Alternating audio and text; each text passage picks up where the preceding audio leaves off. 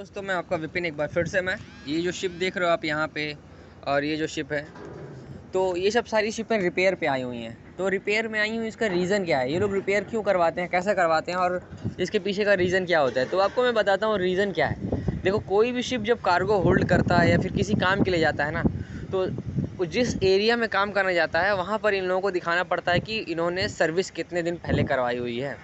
तो अगर उस सर्विस टाइम से पहले इन्होंने सर्विस नहीं करवाई हुई है तो इनको काम करने नहीं दिया जाता है, इनको कार्गो होल्ड में कार्गो लेने नहीं दिया जाता है, या फिर जो भी जिस पर्पज़ के लिए शिप होती हैं, जैसे ये सप्लाई वेसल्स हैं सामने जो दिख रही हैं, तो इन सबको काम करने नहीं दिया जाता है। ठीक है, तो इनको हर एक चीज़ का पेपर अप टू डेट रखना होता है, सर्विस करानी होती है, सर्विस डेट लिखा होता है, फिर ड्यू सर्विस डेट कब ड्यू हो रहा है वो सब कुछ इस पर लिखा होता है। तो उसी हिसाब से इनको काम कराना होता है। सपोज़ जैसे ये सामने है मेरा टैंकर शिप है, ठीक है, अब इनको कार्गो होल्ड में कोई सामान भरना है।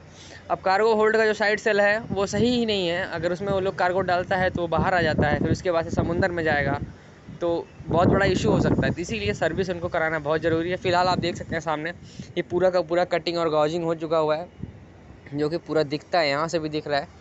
तो अभी इन सब का काम होगा, जब काम होने के बाद फिर ये पेपर पे अप टू डेट हो जाएगा कि हाँ ये काम साइड सेल का हो चुका हुआ है और कोई टेंशन नहीं है, कार्गो होल्ड में कार्गो डाल सकते हैं, वाटर ब्लास्ट भी हमारा सब कुछ सही है, अप टू डेट है। तो उसके बाद इन लोगों को कोई प्रॉब्लम नहीं होती है। तो ये उसी हिसाब से पेपर के हिसाब से सब कुछ करना होता है और उसके हिसाब से इन लोगों को अपना सर्विस करानी होती है। आई होप कि आपको जानकारी अच्छी लगी होगी। तब तक इस चैनल को लाइक और सब्सक्राइब करिए। जय हिंद, जय भारत।